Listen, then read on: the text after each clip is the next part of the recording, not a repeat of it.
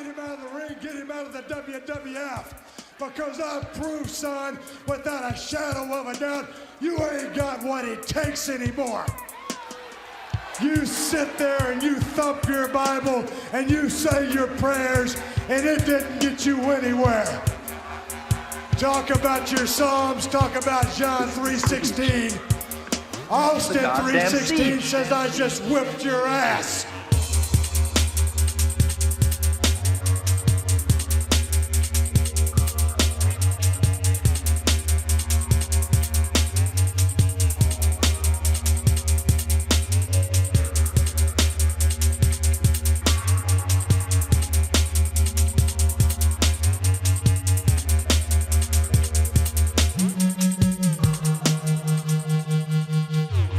Hello ladies and gentlemen, welcome to this. It's another episode of Screwdriver with a Twist. I'm Marc P, he's Danny Ace, and tell you something lads, I've got some fucking big news. Dan, have you got any social media? Yeah, I finally have a Twitter. He's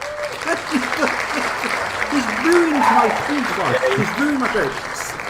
4 episodes in, 5 if you include the pilot. He's gone and spoilt my one thing that I look forward to every time is saying, Dan, do you have a social media? He says no. And then I can tell you all about how my social media exists and his doesn't. Anyway, so yeah. So, bloody hell. I couldn't believe it. And the thing is, do you know the worst part? The worst part is that you got your Twitter the day after we recorded the last episode. And it's just one of those, that was timing on my part. It's the, do you want to put it in? Or do I save it for this one? It's the, It's probably better to save it because at least now there is something on there. It's not nothing interesting. It's just, mostly stuff that he's posted. But it's going to say, so far looking down your Twitter feed, it's just things that I've posted that you've retweeted. Pretty much, as it was always going to be, wasn't it? I was so proud when I got it, and I retweeted something that you said, and I messaged you straight away. I was like, I did a Twitter. Mm-hmm. There you are. How old are you? Remind me. I know what I'm doing. Remind me how old you are. 32. Yeah, down with those kids. I can do technology. Here's a fun fact. Speaking of that, though, my mum had Twitter before I did, and I've had Twitter for X amount of years, a long, long time. I've over 1,000 tweets sort of things. But my mum had Twitter before me. That's nuts. That's just a fun fact for you there, folks.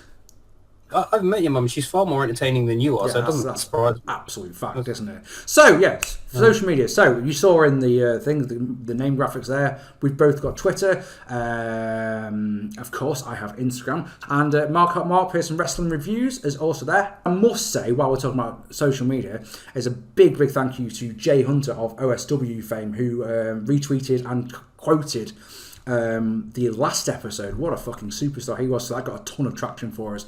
That was really, really nice. Must say, as we did last time, Sam Agar did our little intro cartoon there. Absolutely. I've had some really good feedback about that as well. So like a guy I spoke to today was telling me about how much he enjoyed the last episode and how much he liked that. So that's really good. And of course, my brother, he did the intro music. I'm in the hot seat again this week. Dan's got the topic for me, and it's another one of those ones where I have absolutely no idea what we're going to talk about. So, once again, brother, hit me with that good stuff. This one, and you're just going to play the Who Wants to Be a Millionaire music? Yeah, because it's a running joke that I really like, even though if no one else, I haven't had a single comment about it at all. I did it once on a whim, and it made me laugh. And I was like, right, I'm putting that in every single episode from now on. If there's a question, because there are episodes coming up, as we know, about wrestling video games, for example, there's no point doing it on that one. If there's a question, I'm putting it on until we get copyright strikes, so we can't do it anymore. When we do a live one of these, we'll have to have like an option for you to ask the audience or phone a friend when I do some questions for you, but yeah. Alright, moving on. Okay, so you didn't actually need to research this topic or nothing, because it's something you already know a lot about and are passionate about. I want to talk about promos. Okay. Promos and vignettes. The ones that work, the ones that didn't, some of your favourite ones, the best ones in the business that we still talk about now. What makes a good promo and why are they so important? I've always subscribed to the Mick Foley school of promos, which is that if you act like your opponent is a loser, if you beat him, Who have you beaten? Well, you've beaten a loser. Great, big deal. But if you lose, you've lost to a loser. That's even worse. So a good... Oh, he's gone. He's gone again, look. He's back. You'll see on the finished recording, you've disappeared. So a good promo... It's been fine up until this point. Yeah, it really has as well, hasn't it? None of the technical difficulties we normally have. A good promo has got to build up your opponent. So a line, for example, is something like, Danny Ace, I know you're a great wrestler. You're one of the greatest wrestlers in the world, but you're not as good as me. So I put you over, but I don't. Danny Ace, you are a shit wrestler, and I'm going to kick your ass. It's like, right, so if I do beat Dan, which I never did, well, I did 3-2 to me, actually, now I think about it. Yeah. But yeah, if I say that promo, and then so who have I beaten? Well, I've beaten a shit wrestler. So it doesn't do anything for either of us. Whereas if I say, do you remember one of the promos I actually cut on you back in UBW was where I said that Danny Ace, you remind me of a younger me. And I went on a big tangent about how you like weapons and you like violence and you're not afraid to take it too far. And one day I think you'll be the UBW champion, but not tonight. Because we were having a title versus title match, and a good promo's got to do that sort of thing. You've got to build up your opponent, because just burying them, and reaming off of a stream of swear words means nothing. It just buries someone, and that's how do you make money if you bury someone? Who's going to pay to see you beat up a nobody? I mean, we spoke about, and I agree with that completely, but we spoke about in a previous, I don't know if you released it as bonus footage, if you haven't done so now, you will have to, but about the best build-ups to I think, WrestleMania matches, and you think about the promos and the Austin and the Rock promos and stuff. What are some of the promos that you remember that made you really want to see the match when it happened? What are some of the ones that really stood out to you? I mean, something that I'll come back to it later, is when Mick Foley did the Kane Dewey promos. Kane Dewey. Kane Dewey. Dewey Foley is a 3-year-old boy. You sick sons of bitches! You ripped out my heart! You took everything I believed in and you flushed it down the damn toilet! You flushed my heart! You flushed my soul! And now it sickens me to sit back and see other people making the same mistake. And to me, it didn't... I can't even remember if that was for a match or whether. I remember the promo, but I just remember that the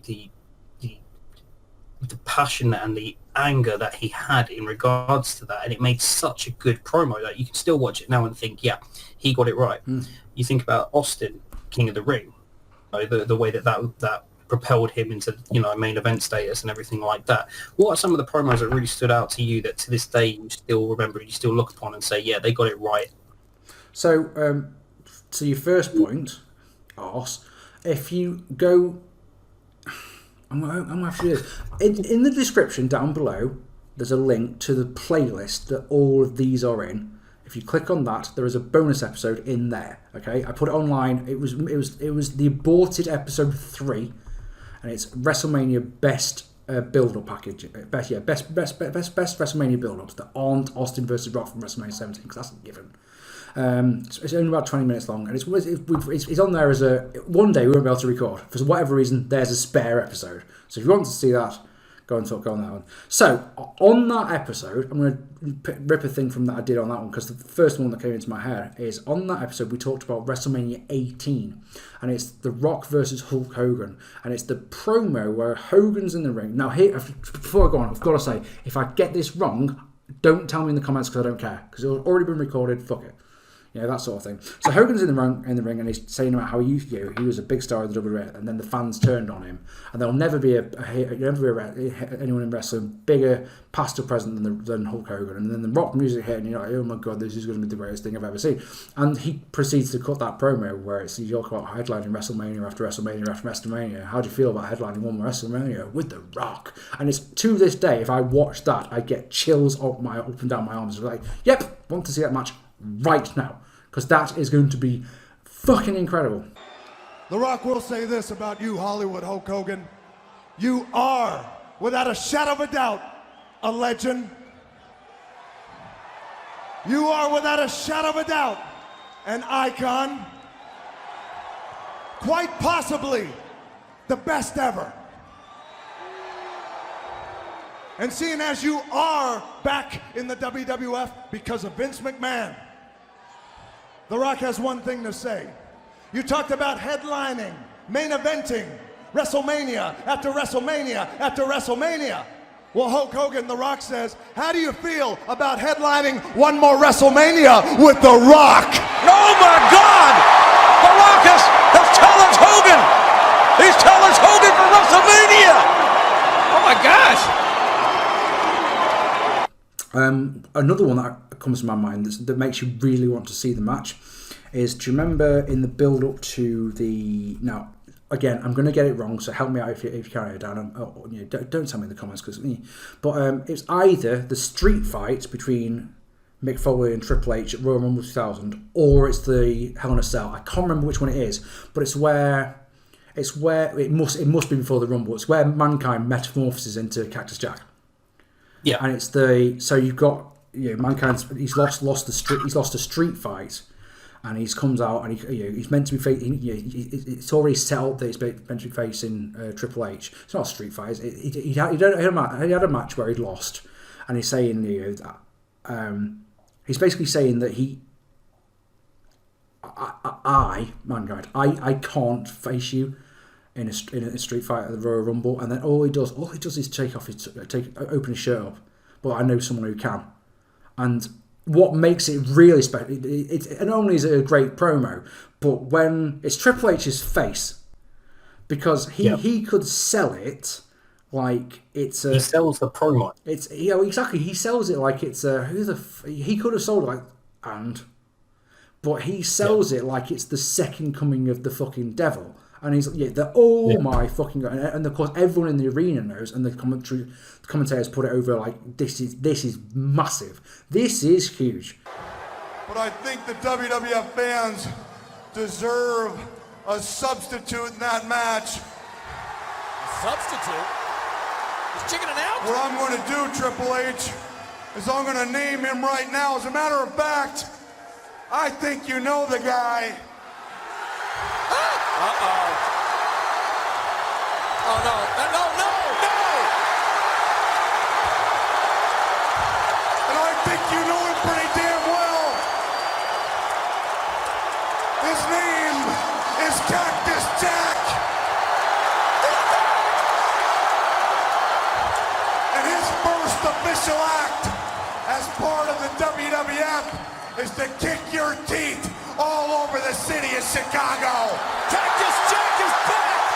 Cactus Jack is back, and he's a dangerous human being! Cactus Jack after Triple H! And here we go!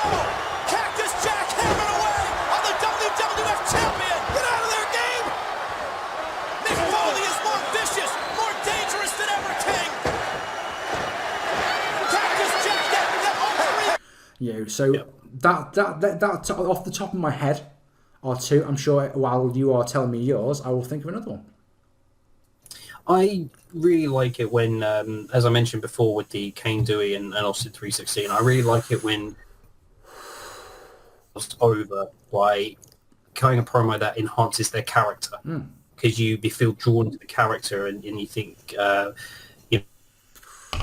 so when it was like Cactus Jack talking for Kane, like doing the Kane Dewey promo and Austin doing the Austin 316 one, the ones that I, and this goes to the kind of the vignette kind of thing that I want to talk about, because we'll hear about the spin the wheel later, but what I'll get to at the moment is the promos Austin did in ECW. Oh yeah. When he first got there, how he got fired by WCW and how he basically didn't get to climb the ladder. He did the whole Mongo thing, Monday Night Will. Those things. It's him being him, and it got him over an attraction in that sense. I think promos are very important in the development and enhancement of a character, because it lets them communicate with the audience without performing in the ring. if that makes sense. And you're laughing at me, so it's going to be something you're going to say. No, just thought of one. I thought my thought process went. Please say you're going to do the spin the wheel, make the deal vignette. Oh, well, it's on the list. It needs to come up. But It's one of your favourites. It just comes up in every conversation we have these days, isn't it? You think I'm afraid of you? I Always say it the wrong way around as well, don't I? It's always I do it the wrong way around. It's always it's. I always say it as you think I'm afraid of you. Think I'm afraid of some wheel, but it's absolutely because I said it to Dan the other day. Like, isn't this fucking great? But it's the whole thing. After we recorded the gimmick one, it's because Jake's so good in it, and he's But selling. the whole thing is just such a. I mean, it's so 90s in its way that it's put together. Cheatham, the one-eyed midget, amazing. That's right, brutal, brutal. You see on the wheel, there's a cage match. There's a barbed wire match. There's a death match. Or there might even be a mystery match. But you see, the deal is, man, you gotta step up and spin that wheel. Once you spin it, where it stops, that's what you and I are gonna do. And what happens? Well, we both go in the ring. One man comes out. The other? Well, no. You think I'm afraid of some wheel? You think I'm afraid of you? It's just right. So anyway, what I was laughing at is it's not spin the wheel, make the deal, believe it or not. It's I went so my in my head I went, wonder how Dan feels about comedy promos, and then that set me off down the road of The Rock in 1999 because some of the promos, the Big Show, they made me chuckle. But I was thinking about the one where it's the opposite of what I was saying before about putting someone over. Do you remember the one we did against Billy Gunn? Oh God, yeah. Because it just, I was thinking about what are your favourite Rock promos? And the thing is, I love The Rock. I've said on this series that how much I love The Rock, but so many of his promos are just destroying someone. There is no comeback from my name's Billy, it doesn't matter what your name is promo. That is incredible. And you pop so hard, but at the same time, as an adult wrestling fan, you come to it and just go, yeah, but you have just buried Billy Gunn. I don't want to see you face Billy Gunn because I know you're going to absolutely batter the guy. There's no way Billy Gunn can beat The Rock at SummerSlam. Not a chance. And what's that? Is it a kiss my ass match? Well, great. You're going to be kissing The Rock's ass then. Yeah. How do you feel about comedy promos like that? One top of the list has got to be The Rock's one at Armageddon 2000. Jesus just Christ. Where he picks apart his opponents by just drink milk. Does the Austin Backstreet Boys thing, and it's just again, it gets him over at the expense of his opponents, but it's still very entertaining. That's the thing, it's where do you draw the line at something like that? Because like when you said about the Austin one, the Monday Night Quill one, that's hilarious. It's obviously Austin is venting his real life frustration about getting fired from WCW, but at the same time, it is so funny, so entertaining. So the other one where I wanted to go with that one. What about Jericho's first night in the WWF? Didn't The Rock make fun of him for that? Just a little bit, yeah. They had a really good verbal sparring thing, and I think when I watch it now, I think Jericho didn't come out of that looking great. I mean, he did. He was able to hang with The Rock, but at the same time, Rock just buried him. Yeah, but I wouldn't have had Jericho come out to The Rock, but again, that's... Yeah, no, that's... I don't... It's just because you look forward to Jericho's debut and everything, and then when you watch it back, because you know what's going to happen. Countdown to the millennium and everything, and then it gets to the stage where it's just like, oh yeah, he's going out there against The Rock. It's just... Yeah. He could have put it against anybody else. How do you feel about at that time? But how do you feel about shoot promos? So the one that people will come up with is CM Punk's pipe bomb, for example. Hey, Colt Cabana, how you doing? Brilliant. I was going to ask you, do you feel that promos are now too scripted? Which kind of falls on the back of what you think about shoot promos, because shoot promos I think are good because, again, it's the person expressing how they feel. The promos that we loved, the promos we've talked about already, how many of them have been heavily scripted? Probably none of them, in the sense that they were probably all came from the person performing them, at least to my knowledge. But in the sense of, again, we always go back to talking about modern day and what we don't like about it, but we're old men. why do you think why do you think they're so scripted now? And do you think that it takes away from the depth of the character who's delivering it? Okay, that's a lot of questions. So if I miss any, please let me know. Okay, so I'm a believer that a promo should be talk about this is your opponent, this is when your match is happening, go. And it literally you should be able to put on the spot and say Danny Ace at Salvation, blah blah blah, and off we go. For example, I think one of the things that you're always going to get with a wrestling promo that is scripted to every inch of its life is there's never going to be any spontaneity. So you mentioned before about Austin and the 316 thing, right? What did he get told beforehand? He went up to Michael. Went to Michael Hayes and said, "What did Jake say?" Jake mentioned his religion.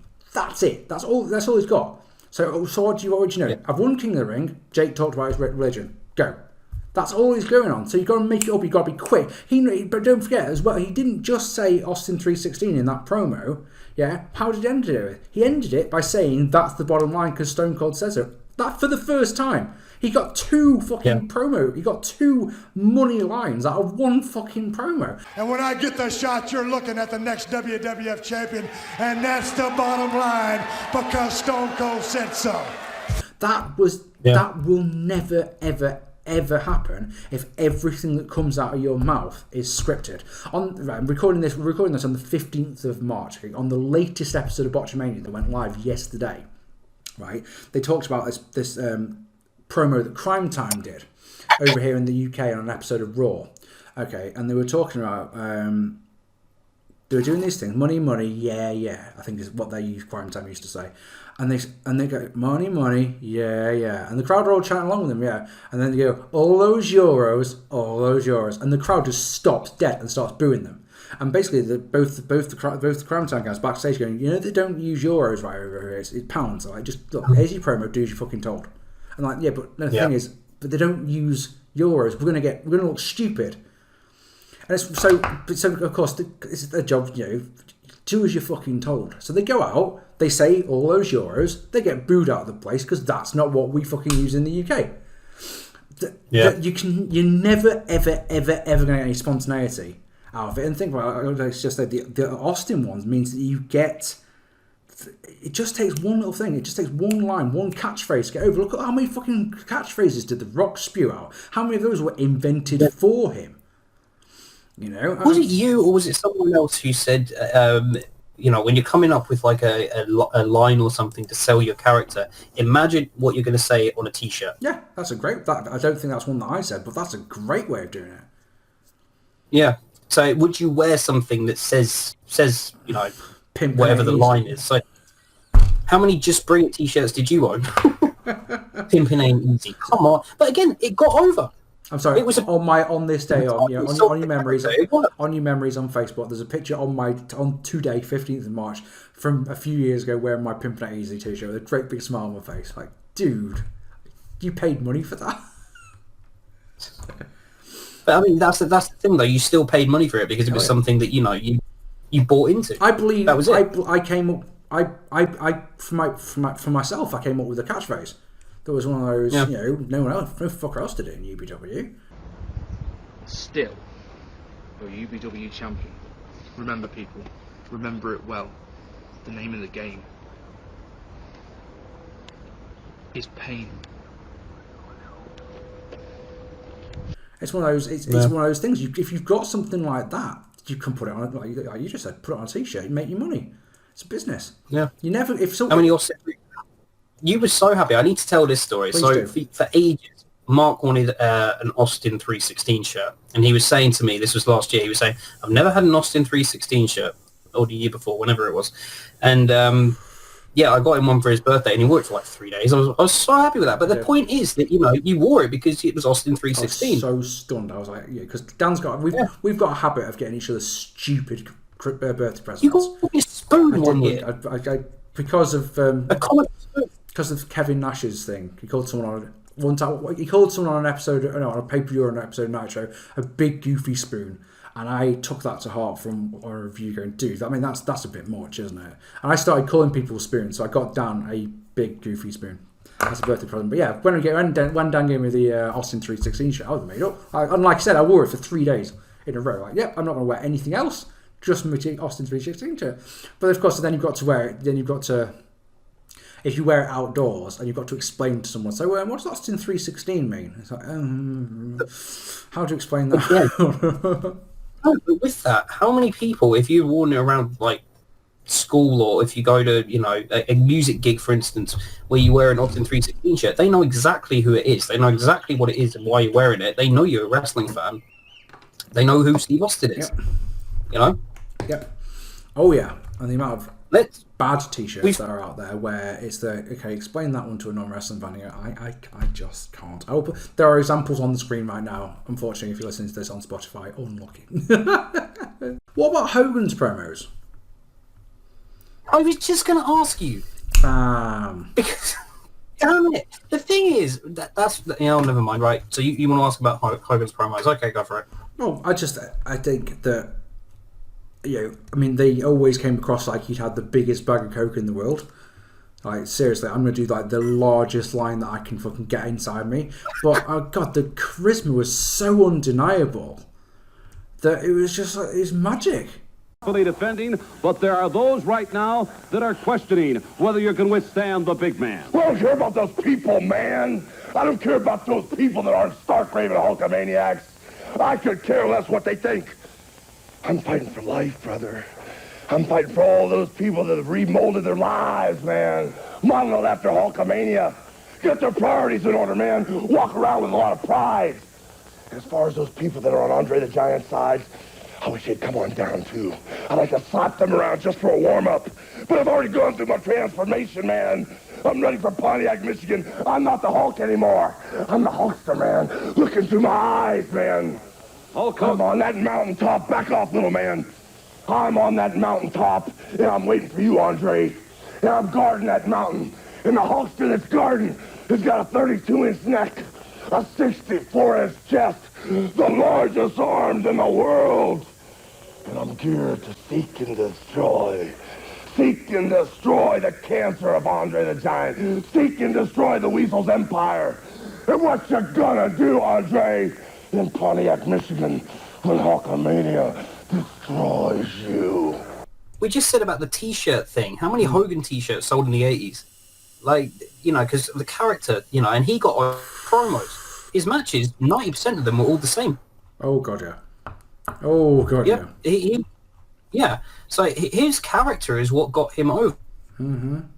Absolutely. But then, of course, then you have the opposite of the, like, for example, the Ultimate Warrior, where to this day I can watch one of his promos and still not have a fucking clue what he's talking about. But again, the charisma, we talk about this so often in this series. If you've got charisma, doesn't matter if you can't talk, doesn't matter if you can't work, to be honest, but if you've got that it factor, bam. Yeah, and let me, I was going to go, because we spoke about WWE and a little bit about WCW. ECW. I was going to go into the WCW promo thing now, and I was going to ask you about Hogan's wonderful segue, because I was going to ask you about the NWO promos, the black and white ones, and the way that they were shot and how different they were. And when you watched them, what did you think of them? Didn't watch them at the time, of course. So it was when I did go around to watching them, it was all like, wow, this is really, really different, isn't it?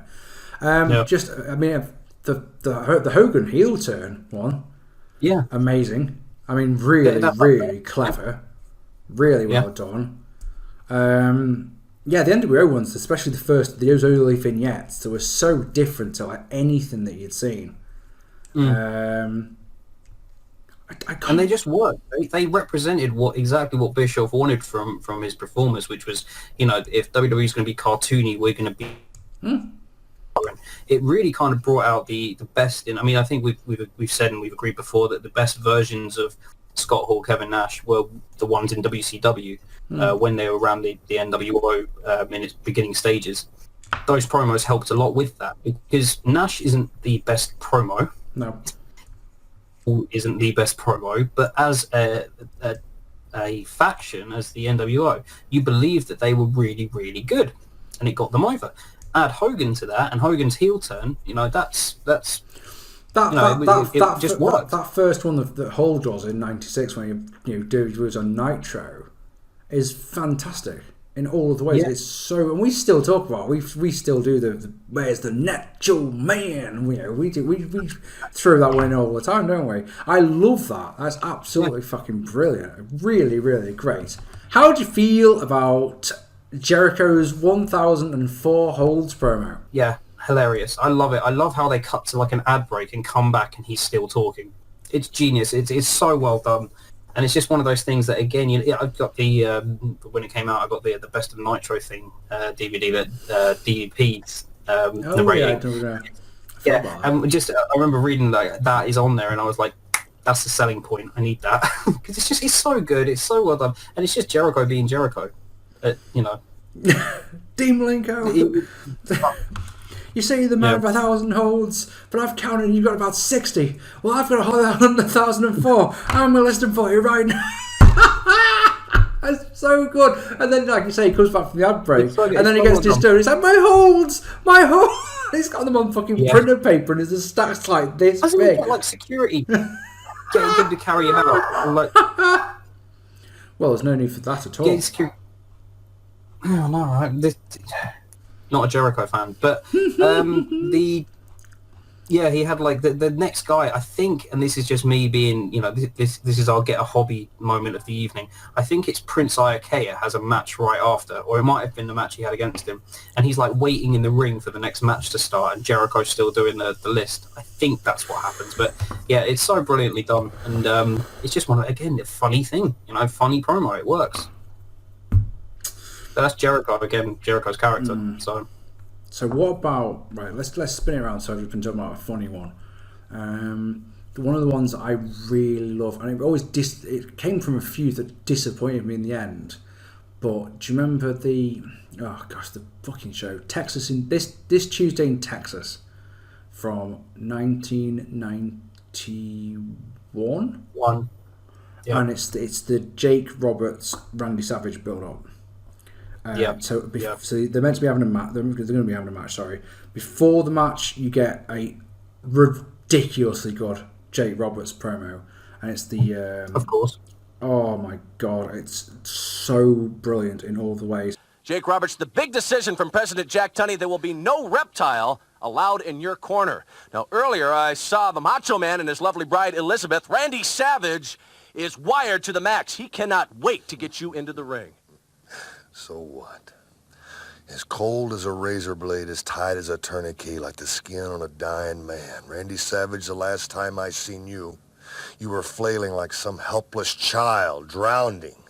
Drowning from what? Drowning from the very poison that was running through your veins after that snake had chewed on that arm. For some time he did chew. Now you look at my eyes, Randy Savage, and you see two black holes in the sky. But you look at that snake eyes, and you'll see something so cold and so devilish and so deliberate. Yes, he takes care of what he has to, does what he has to, just like me. Your eyes weren't even there, man. You were out, you were gone. But you know whose eyes I enjoyed the most? Do you? Elizabeth. Pupils so small, so intent, so scared for the man that she loved. And what a rush I got, man. Up and down my back, it felt so good. My hair felt like it was tingling. I mean, I had goosebumps all over my body listening to you squeal for a man that could not do anything but flail around and couldn't help himself at all, And see, the thing about Jack Tunney barring the snake from the corner, let me tell you something, Jack Tunney. When I was brought into this world, I could not rob, I could not steal, I could not lie, I couldn't even cheat. But boy, did I have some help learning. You have taught me so well. So you see, it is not my fault, anything that I do out there. You have given me the right to. You have almost pushed the button to make me do it. You have pulled the trigger. So anything that I do is your fault. Snake in the corner? Trust me. Trust me. And then afterwards, after the match, it only goes a couple of minutes, which is annoying. Because they do these promos where Randy Savage's promo is all right and Jake's is incredible. And then afterwards, because Jake had laid his hands on Elizabeth, Randy Savage's promo is unbelievable. It's so emotional and so powerful. We were all appalled by what took place following the match between the Macho Man Randy Savage and Jake the Snake Roberts. You heard the comments by Jake Roberts gloating over... Shut up!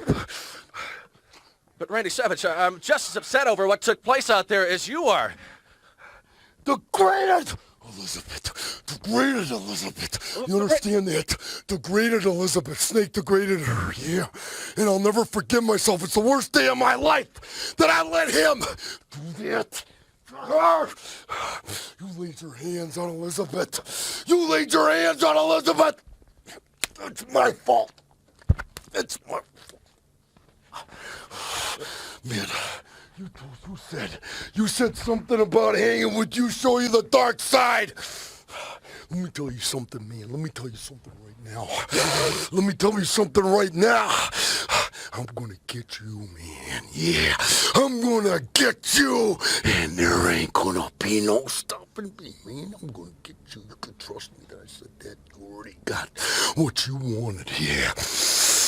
You know, I didn't even get a piece of you. I didn't even get a piece of him.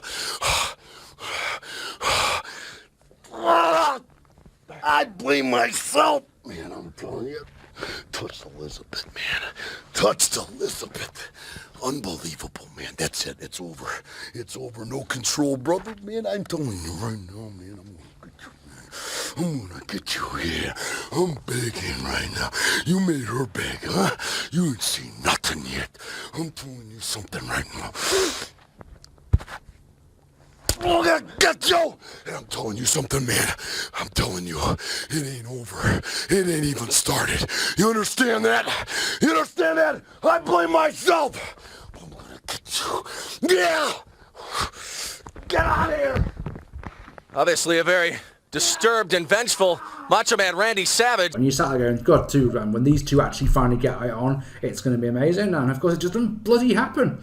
Talk about the importance of promos in turning a wrestler from a face to a heel and vice versa. Because one that sticks out in my mind was Undertaker's, where he's being interviewed by JR.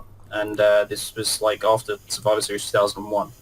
And this was when Vince was doing the whole Kiss My Ass Club thing. God. Thank you for reminding me. And Taker's in the ring with Vince and JR. And he says to JR, you know, are you going to kiss his ass? And Taker says, no, JR says no. And Taker says, is that because you're better than me? You know, is that because you're better than me? And it's just like that instant switch. Done. Yeah. Yeah. Are there any that stand out to you as being promos that stood out as a heel face turn, vice versa? I've got one that's the other way around. I've got one that made you feel sympathy for the person, and then then they absolutely crushed your dreams with it. Do you remember? God, if I say year, you know that people go, I think you'll find, Marc, that actually it was this year and not that year. Do you remember Mark Henry's retirement speech?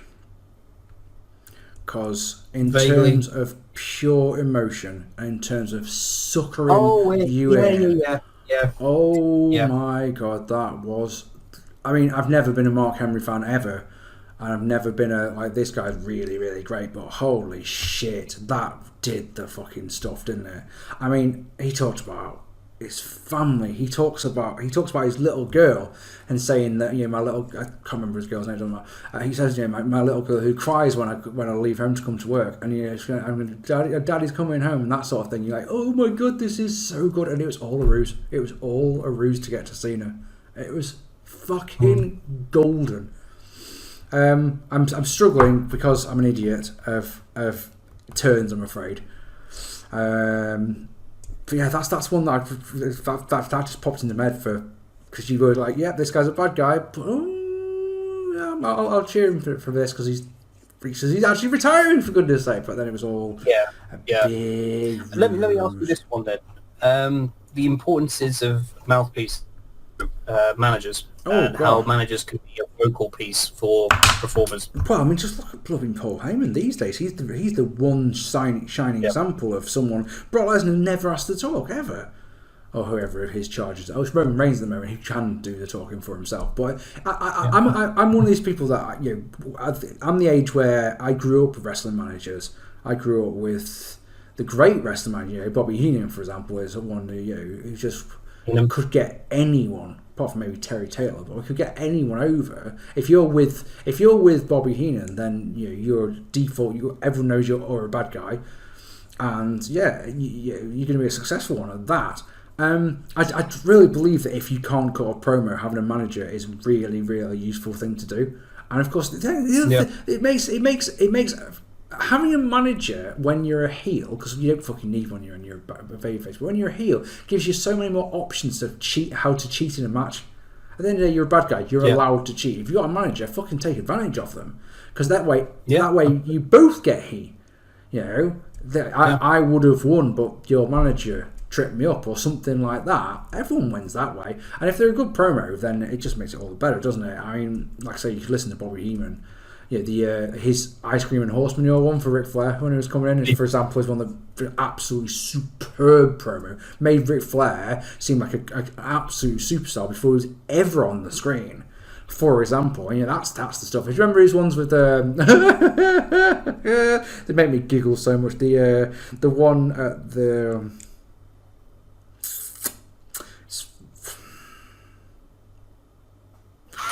Royal Rumble 93, so it's the Lex Luger ones.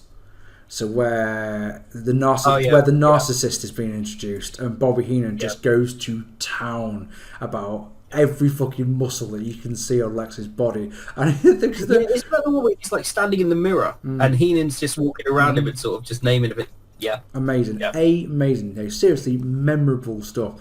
Absolutely love that stuff. So if you can't talk, having a manager, I don't understand why they phase them out. The only thing I think of is to cut costs. But I like a manager in wrestling. I really do think it's one of those things that it's such a loss. It's one of the things I always wanted to do as well. I learned very early on in my backyarding days that I'm not actually a very good wrestler, but I can talk. And I always thought if I can't do the commentator gig, then I could be a manager, because I love the thought of being able to rile up a crowd so much that they want to see me get hurt, and then being willingly prepared to take that big bump, and knowing that you're going to get that massive pop for it when Sir Arthur Hayes, as my character was, gets that fucking big chokeslam, for example. The place goes fucking berserk, and whoever's doing the chokeslam to Sir Arthur Hayes comes out like a fucking hero, and everyone's happy. You make a great point. Cornette's a great example of that, or Paul Heyman, or someone like that. Manager bombs are very meaningful when they're done right. Yeah, exactly. Look at Paul. Sorry, I was just say Paul Bearer. I don't remember Paul Bearer getting bumped. Until not bumped, but the whole pull the trigger coffin thing with the cement. Oh, God, in 2004 with the Dudleys. But as a manager, Paul Bearer was perfect. Oh, God, yeah. And that he did that thing against him. I loved it when he turned on Taker in '96 and sided with Mankind. Fantastic. Yeah. Such a shocking thing. That was fucking great. Added a really good element to Mankind's character as well. Definitely. Excuse me. Definitely. Going back to vignettes, Triple H's "I Am the Game" one is one that stands out. Well, I was thinking when you were saying about promos that have turned someone's character out. I thought there was two that I was thinking of. The Triple H is one of them, and the Three Faces of Foley one that they did, where they talked about because that's where Dude Love came from, and they showed things like that. That what that does is that takes a character. The Mick Foley one, for example, it humanises a character. They did the same sort of thing with Gold Dust, if I remember rightly, where they had Terry Runnels there, and they had they had Dakota, because I really desperately know Harvey. Their daughter was there, and that humanises them. So you can take a character like Mankind and essentially tell Mick Foley's story. The Triple H one, this is about Madison Square Garden and all that. I am the effing game. Yeah, that one. That was on an episode of Heat, if I remember rightly, as well. It wasn't on Raw. Yeah, something like that. Yeah. But again, it got the character over. Exactly. Even as a heel, it worked for him, and you were like, yeah, this guy's a dick. But the name you mentioned a few minutes ago was Ric Flair, and some of my favourite promos are the ones from the NWA back in the 80s. Okay. The Flair one, the Horseman, even LOD. Sting, when he first came in, and he had this, such energy to him, even in promos. Okay, his promos were all, happy out. But I mean, we can talk now about the spin the wheel one if you want, about WCW's vignettes and everything. But I think the 80s I just really want you to do the impression again. It's just funny. But the the NWO promos in the 80s, I think, focused around the match itself and the why I'm in it, why I deserve to be in it. So Flair, why he's the best, and then you got the promos from the Horsemen and everything like that. All great. I enjoyed those to the point where it was you don't skip through them. You're watching an NWO show, it's just like, it meant something. And I think that's what it's missing now. I don't think back then. What were you going to say? Just how often you keep disappearing now for some reason. My favourite Flair one is the one after he's won the... You can cut all that out. It just makes me trouble. Your box just turns grey for reasons. Like, good, there, Alan.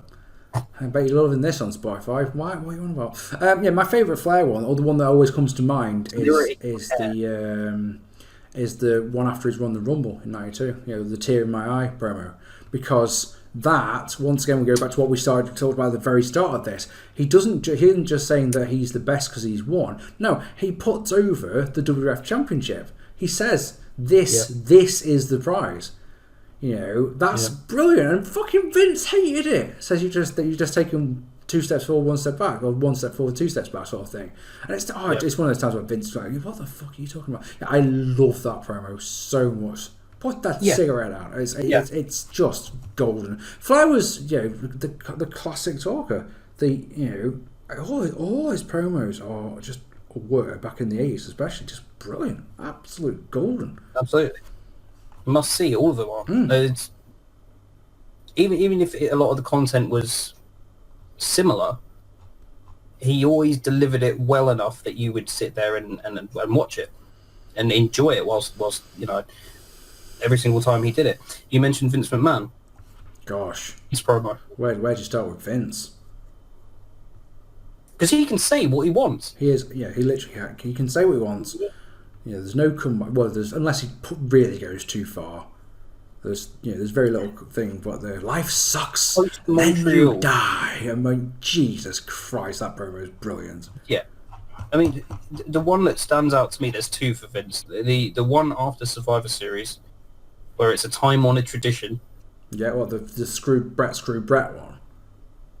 Yeah, because he didn't realise he was creating such a character in himself then, without trying to create a character. Yeah, that makes sense. I think he expected to come out of that one looking like a babyface. Yeah, and it made everyone hate him. Yeah, he created one of, if not the best heel characters ever, entirely by accident. What happened? That's interesting, isn't it? Because what's that? It wasn't an entirely scripted promo. How weird! How interesting that is. Yeah, makes you think. Yeah. Does he show that footage now to the people who are there in the roster and say, "Look, make it like this, guys"? Jesus fucking Christ! I bet they don't now. The other one that stands out for me is the one where he says, "Life sucks and then you die." Just that moment said that one. Yeah, amazing. Yeah, amazing. One of the ones that came up, what I first thought of. Do you remember One Night Stand 2005, the first ECW reunion show? The Heyman that promo cuts.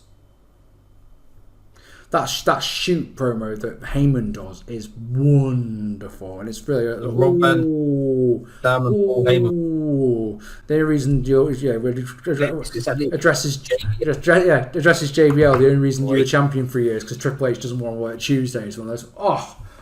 Oh, what a fucking line that was! That was incredible.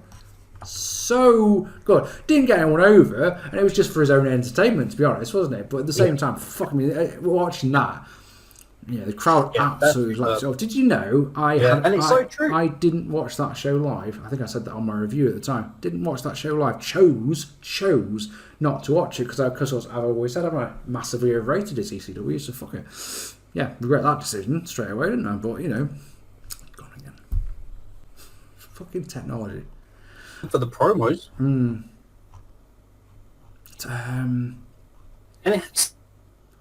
let's defend the ECW website. We'll have that down the line. But we'll have to have Extreme Dave on it because it's just because you do. Like I say, I've on one episode recently. It's just going to be YouTube going, well, ECW did this and this and that. And I'm just like going, no, overrated shite. But that's one of them. What about Dusty Rhodes, baby, and his Hard Times promo? Yeah. Such charisma. Such ease to get the everyman, on his side, and it's very amazing. It's leading up to a promo. It's leading up to a match against Ric Flair, who is the rich guy. So it's the everyman promo. Oh, just heaven! It's so good. To this day, it's still hard time. I want to see that match. Love it. I was going to say Hall of Fame. His Hall of Fame induction when Dusty came on, and he gave credit to everybody else. He basically used the hour to pick out people who deserved to, be recognised. And I think that he's so charismatic, and his charisma in his promo matched how he was in the ring as well. Definitely. Flair in his promos, he'd tell like his his lifestyle and the suits he wore and the watches and everything else, and tell in the ring, as part of his character. It worked for it. So the same thing with Dusty. When Dusty was flamboyant and talking, being charismatic in his promo, he then reflected that by how he performed in the ring. I love it when that happens. And Austin as well. When Austin says he's going to beat someone up, he goes and does it. One of the things that makes getting the character over. One of the things that makes for a truly great wrestler is, in my opinion, if it's why Triple H was always so good. In my opinion, Triple H would say, "This Sunday at Armageddon, I'm going to kick your ass and take your championship," and lo and behold, that's exactly what it did. So because people don't like losers, believe it or not, so people get behind winners. So when a wrestler says that's what he's going to do, and then he backs up that claim, heel or face, people will get behind him. Or her. I think one of the ways you mentioned about not liking losers, and the one that just popped into my head right then was, God bless him, Kurt Angle. Oh yeah. For promos, or vignettes, the one that comes to mind is the cowboy hat. Fucking hey, yeah. Because you got Austin and Vince there, and they've got the really good ones, and then you've got Angle, but it still got him over. At his own expense, it got him over. He wasn't afraid. Sorry, not ashamed. He wasn't afraid to take the piss out of himself. And that is fantastic. Well, he said that. No. So you just mentioned that. Some of the things he said on his Hall of Fame speech, wasn't it? It's like, don't be afraid to just absolutely take the mickey, because you'll create moments, you create memorable things. And at the end of the day, I tell you something. I bet Kurt Angle is remembered just as much for those promos where he was playing guitar, wearing a silly hat, he's just as remembered for those as for the fucking bumps he took. And which one doesn't hurt? To wearing a fucking cowboy hat, that's fucking smart. That is. Yeah. I think we should wrap this one up there, boss, because we have waffled on for a very, very long time. We really have, yeah. But it's almost like you could have cut a promo in that time. I used to do fucking long promos, didn't I? That was one of my things. I could do a promo that was always too fucking long.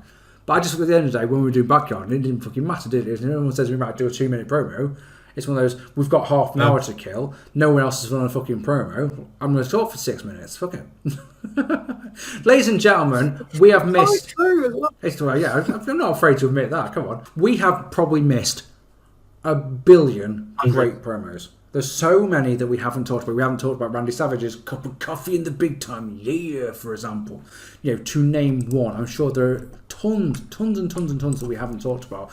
Tell us, please tell us in the comments, what is your favourite ever promo? And if you want to, you can tell us why. And we'd really appreciate it. We read all the comments, every single one, and I reply to quite a few of them as well. This has been another episode of Screwdriver with a Tist. God, I was doing so well, wasn't I? Yeah, please let us know what your favourite promo, your favourite vignettes. Let us know down below. You can go and follow him if you like on Twitter. Follow me on Twitter. Marc Pearson Wrestling Reviews on Facebook. Marc R. Pearson 101 on Instagram. All the good stuff, really. Thank you so much for watching us waffle on for what, at least an hour, something like that. Take it easy, guys. Gosh, I need a wee so much again. I cannot believe. Oh, did you? Oh, you like this?